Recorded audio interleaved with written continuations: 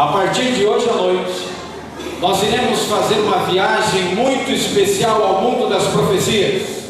Cada domingo e quarta-feira, nós vamos mergulhar fundos nas páginas do livro sagrado e vamos estudar os livros principais proféticos que a Bíblia apresenta.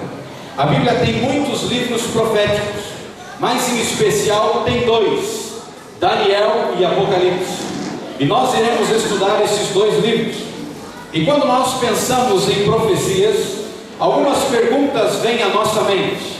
A primeira delas: se Deus é tão bom, por que existe o mal? Você já parou para pensar nesse negócio? Deus é bom, sim ou não? Sim. Se Deus é tão bom, por que existe o mal?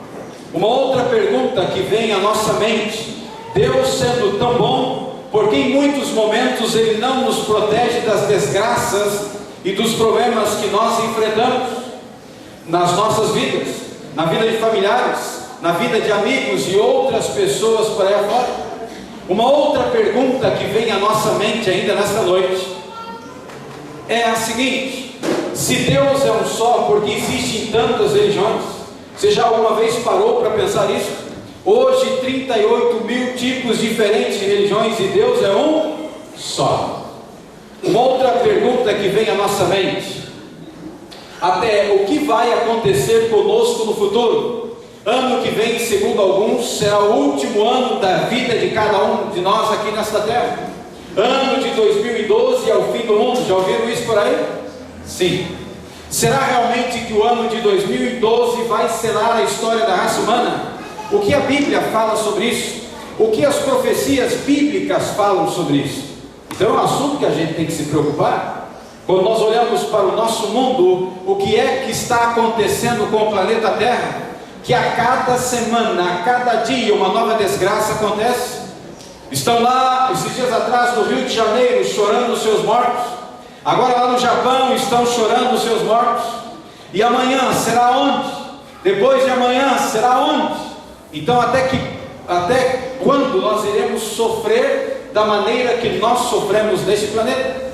Será que a Bíblia traz estas e outras respostas? Nós vamos agora para o estudo da Palavra de Deus. Um dia, Deus Todo-Poderoso tomou uma decisão. A decisão que Deus tomou foi criar um novo planeta. A Bíblia diz que o nosso Deus é um Deus especial, sim ou não? Sim. A Bíblia diz que Deus é um Deus maravilhoso, um Deus criador, um Deus que se preocupa com os seus filhos e também com as suas filhas. Existem algumas teorias por aí afora no mundo em que nós vivemos e que dizem que Deus é um Deus relojoeiro, um Deus que um dia desenvolveu e criou o planeta Terra e na primeira encrenca, caiu fora e deixou o homem à sua sorte. Essa é uma teoria chamada teoria do deísmo, e alguns acreditam nisso. Mas aqueles que acreditam na Bíblia, eles começam a entender que Deus não é bem assim. E talvez eu estou aqui nesta noite desse auditório com alguém que não acredita na Bíblia. E talvez você tenha motivos, quem sabe, para não acreditar. Talvez eu estou conversando com alguém aqui neste auditório, nesta noite, que não acredita em Deus. Mas alguém insistiu, alguém convidou. Talvez alguém olhou para você e disse: rapaz, é um negócio bacana, vai por mim. E você tomou a decisão de vir a este templo nesta noite. Talvez nunca veio aqui, mas acredite, Deus é um Deus poderoso e um Deus que existe. E para você ter uma ideia, vamos dar assim um exemplo bem prático e humano para você começar a pensar. Olhe para a sua mão agora nesta noite. Esquece de mim, olha para a sua mão. Acredito que a maioria dos senhores e senhoras nesta noite tem 5 dedos. Talvez por alguma situação da vida, um acidente ou até um momento do nascimento, talvez você não tenha. Mas a maioria de nós temos os 5 dedos e você consegue mexer. Sim ou não? Sim. E interessante de tudo que ao olhar para a sua mão nesta noite, você conseguiu enxergar a sua mão. Quando nós olhamos para o olho humano, não existe nenhum tipo de equipamento neste planeta criado pelo ser humano como os nossos olhos. É claro que alguns de nós não temos a alegria de enxergar quando enxergávamos quando éramos crianças. Alguns de nós usamos óculos, assim como eu, que acaba ajudando, a resolver aí algumas situações de deficiência que acabamos tendo no dia a dia desta caminhada nesta terra. Mas mesmo assim nós enxergamos, e isto já é um motivo de gratidão a Deus. Interessante que tem coisas que nós não paramos para pensar e imaginar. Para você ter uma ideia, enquanto nós, durante todo este período do dia, nós respiramos muitas vezes, e esse oxigênio, ele contribuiu para que eu e você tivéssemos vida. Ele ajudou a fortalecer aí o pulmão, ajudou a circulação do nosso sangue também, e o seu coração bateu neste dia, durante o dia de hoje, talvez mais do que outros dias, ou o seu coração bateu no ritmo normal que ele tem batido. São contas às vezes que nós não fazemos. Quando Deus tomou a decisão de criar um novo planeta, Ele veio e resolveu construir um novo planeta no sistema solar do qual nós fazemos parte. E o planeta Terra é um dos mundos mais pequeninos que existe. Mas quando você olha para a Bíblia mostra um Deus dizendo que haja luz, e houve luz, que separe a porção seca, que separe as águas das águas, que se formem os rios e os mares, que crie todo tipo de vegetação, répteis, animais de toda a sua espécie. Mas chega um momento em que Deus toma a decisão de criar uma das coisas mais lindas do planeta Terra. Ele tomou a decisão de criar o ser humano. Só que note que quando Deus ele cria, ele começa o processo de criação. A Bíblia diz que Deus, ele não manda aparecer o ser humano, mas a Bíblia diz que Deus toma tempo. A Bíblia diz que Deus ele se abaixa na terra e ele começa a construir uma escultura de barro. E ele começa a modelar um corpo de um ser humano sem vida. E nós vamos falar daqui uns dias sobre isso. E a Bíblia diz que Deus toma tempo, e a Bíblia diz que Deus sopra nas narinas do ser humano, e o homem passa a ser uma alma vivente. E aí nasce o primeiro homem. E depois Deus então resolve criar a mulher, para coroar, para deixar mais colorido ainda o planeta Terra. Resolve dar de presente ao primeiro homem desta terra uma companheira. E Deus não tirou da unha encravada de Adão por dois motivos. Em primeiro lugar, porque ele não tinha unha encravada, era perfeito. Deus não tirou de um fio de cabelo fazendo um DNA, mas Deus tirou do lado do homem, embaixo do seu braço, tirou da costela, para que a mulher fosse respeitada pelo esposo e fosse apoiada pelo seu marido, sendo a sua companheira. É lindo isso, né? Mas nós conhecemos a história, e infelizmente o pecado entrou no mundo, e o ser humano acabou se tornando escravo do pecado. Nunca foi plano de Deus que o homem fosse escravo. O sonho de Deus sempre foi que o homem fosse livre. Nunca foi plano de Deus a morte. Nunca foi plano de Deus o sofrimento. Nunca foi plano de Deus os acidentes e trânsito. Mas nós vivemos neste mundo e nós sofremos. Satanás escravizou, mas um dia o príncipe Miguel, filho de Deus, Jesus, veio a este mundo. E a Bíblia diz que ele nasceu, e a Bíblia diz que ele veio a esta terra para dar vida, e vida em abundância. O plano de Deus nunca foi que o homem sofresse, mas que o homem fosse livre. E através do ato na cruz, ele proporcionou esta oportunidade a cada um de nós.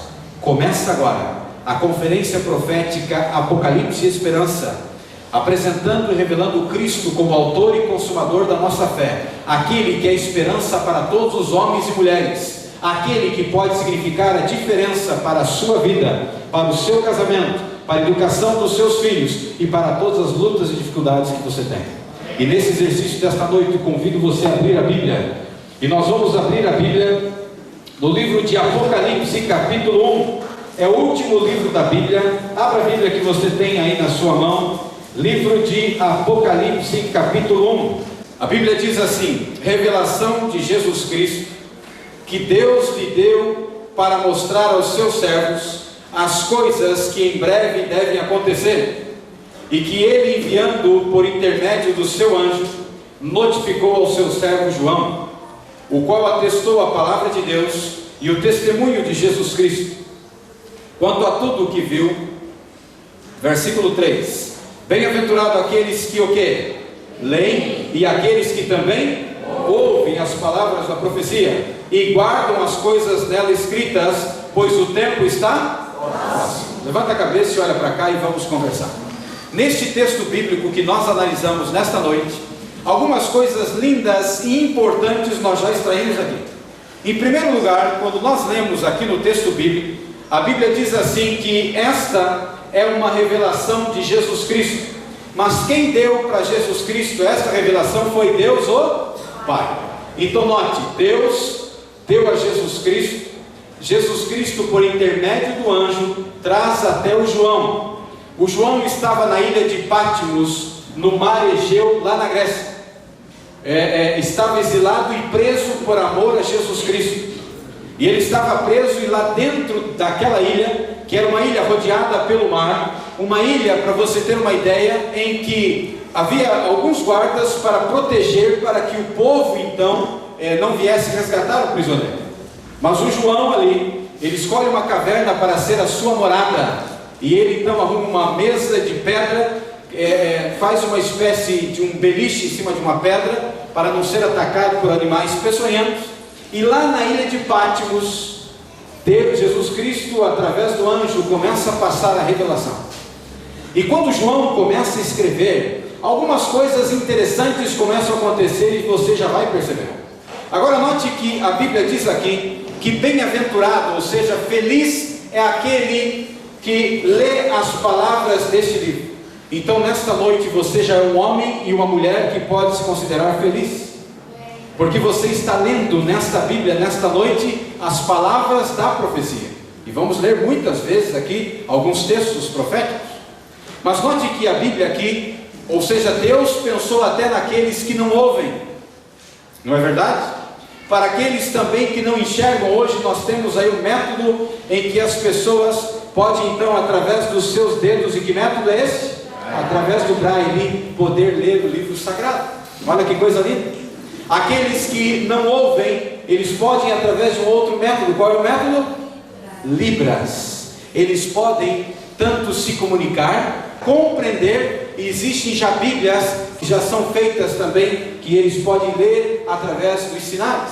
Então eles também são bem-aventurados, e esta palavra significa feliz. Agora vamos imaginar juntos e vamos entender e compreender. A Bíblia é uma coleção de 66 livros, dos quais 39 deles estão no Antigo Testamento, 27 deles estão no Novo Testamento. A Bíblia foi escrita no original em 3 línguas: hebraico, aramaico e grego. A Bíblia está subdividida em 5 partes: história, poesia, profecias, evangelhos e cartas. Deus se utilizou de 40 homens para escrever, 40 autores para escrever a Bíblia. Alguns deles não sabiam sequer ler, outros tinham universidade, como Moisés, universidade lá no Egito. Outro era boiadeiro, como Amós.